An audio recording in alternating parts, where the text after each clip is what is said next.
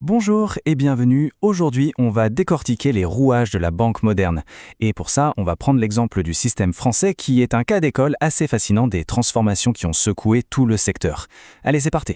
C'est un peu la question à million, n'est-ce pas? On y dépose son argent, on y fait des crédits, mais ce qui se passe vraiment en coulisses, ça reste souvent une sorte de boîte noire. Pourtant, comme on va le voir, l'idée de départ est bien plus simple qu'on pourrait le croire. En fait, si on enlève tout le jargon, la mission première d'une banque, son ADN, c'est de servir de pont. Voilà.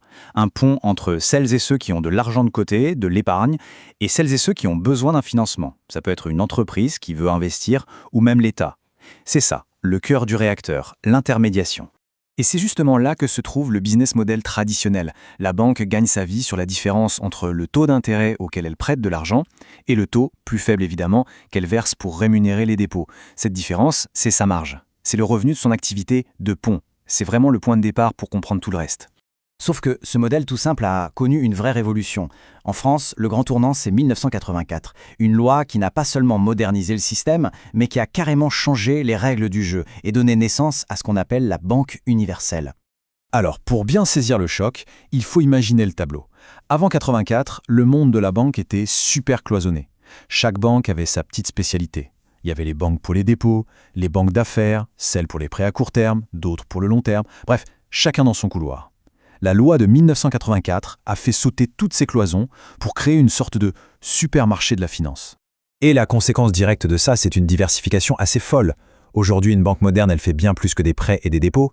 Elle est sur les marchés financiers, elle gère des fortunes, elle vend de l'assurance, c'est la fameuse banque assurance, et ça va même jusqu'à proposer des forfaits mobiles ou des voyages pour nous fidéliser.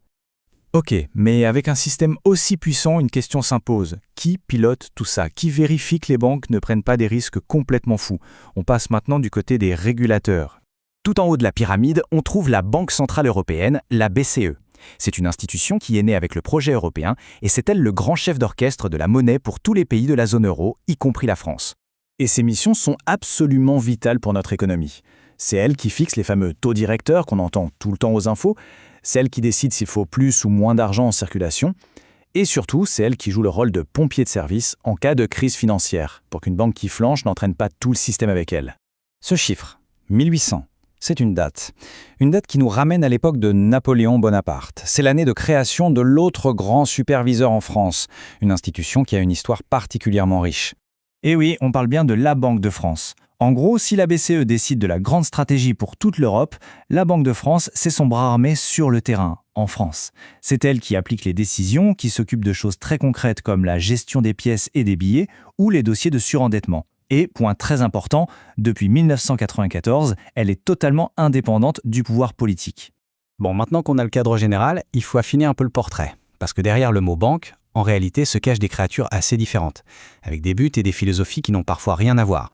On peut schématiser en 3 grandes familles. Il y a la banque commerciale classique, qui appartient à des actionnaires et qui cherche avant tout à faire du profit.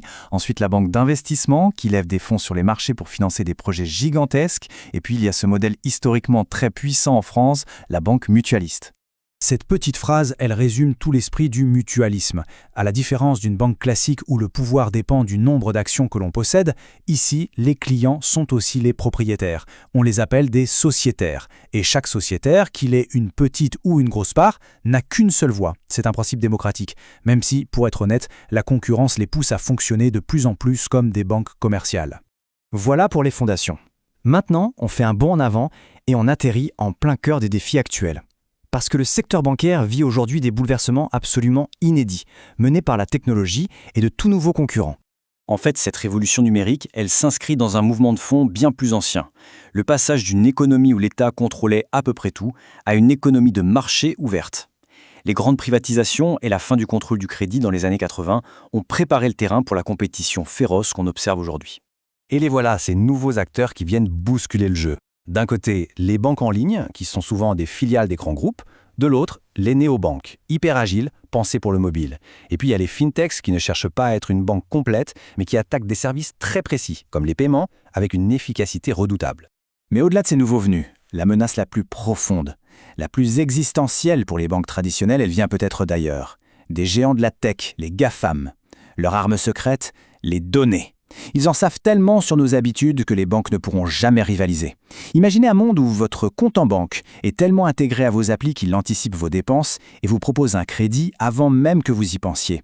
C'est ça la puissance des données. Et comme si ça ne suffisait pas, à cette pression concurrentielle s'ajoute un climat économique, disons, très agité. L'inflation est revenue en force, ce qui a obligé la BCE à remonter ses taux directeurs en catastrophe. Et la conséquence a été immédiate. Le robinet du crédit s'est brutalement resserré. Cette hausse des taux, pour une banque, c'est un vrai casse-tête. C'est un effet à double tranchant.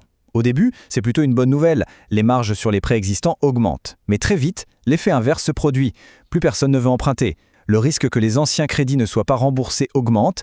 Et en plus, ça coûte une fortune de rémunérer l'épargne, comme le livret A. C'est un équilibre hyper fragile. Ce qui nous amène à cette question finale un peu vertigineuse. Entre la concurrence des fintechs, la menace des géants de la tech qui lorgnent sur leurs données et un monde économique de plus en plus imprévisible, les banques sont vraiment à un carrefour. Leur survie, et surtout leur forme future, dépendra de leur capacité à se réinventer complètement. Merci d'avoir suivi cette analyse.